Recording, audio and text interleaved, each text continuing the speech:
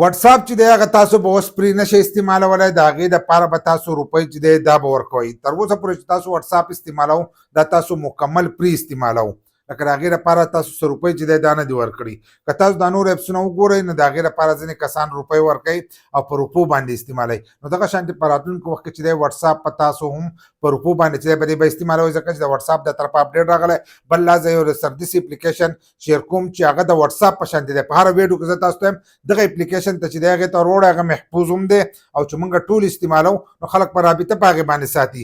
بل دا د اپلیکیشن چې دی څنګه واټس اپ دی دغه شانتې دا اپلیکیشن دی. په تېره شوي ویډیو کې ځینې کسان وایي تا د اپلیکیشن نوم وانغستو، نو د اپلیکیشن نوم دی سیګنل اپلیکیشن. ځینې کسان وایي په پاکستان کې پکې اکاونټ نه جوړېږي، نو اکاونټ چې دی الریډي پکې زموږ اکاونټ جوړ دی.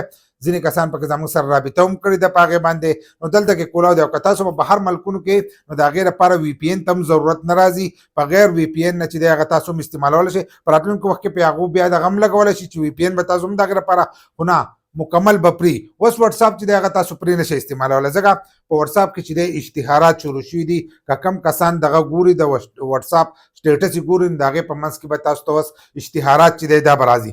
دغه شانتې په راتلونکي وخت کې کیدای شي د هغې په سکرین باندې بیا تاسو ته هم اشتهارات راځي. نو چې اشتهارات راځي نو د هغې د لاسه به بیا تاسو تنګئ، ځکه چې په هغې باندې هر قسمه اشتهار چې دی هغه راتلی شي. بل لا چې هغه ستاسو ډیټا حلي نو د هغې په ترو باندې تاسو ته دغه اشتهارات چې دي دا راځي. نو اوس هغه وایي چې د دې دپاره به تاسو سبسکرایبشن چې دی دا به حلئ. لکه تاسو روپۍ چې دی هغه به د میاشتې ډکوئ، چې روپۍ د میاشتې ډکې کوئ نو تاسو ته به دغه چې دی دا به پرې میلاویږي. الان ساعت چې دی په نورو ملکونو کې شته، خو په پاکستان کې نشته. خو په لږ وخت کې چې دی په پاکستان کې به دا هم سټارټ کړي چې د هغې لپاره به تاسو روپۍ جمع کوئ، نو تاسو به واټس اپ چې دی دا به استعمالولی شئ. نو د دې لپاره چې دی تاسو سیګنل اپلیکیشن چې دی هغه استعمالولی شئ، چې تاسو هم استعمال شروع کړئ، موږ هم استعمال شروع کړو. نو هغه یو پري اپلیکیشن دی او د هغو له طرفه دا وینا هم شوه چې کله واټس اپ موږ په دې خرڅولو نو موږ دې ته دغه خبره کړې وه چې د دې ډیټا به هم نه رالی او دا به مکمل پري. نو دغه کسان چې دی دغه به تاسو ته واټس اپ چې دی مکمل پري درکوي.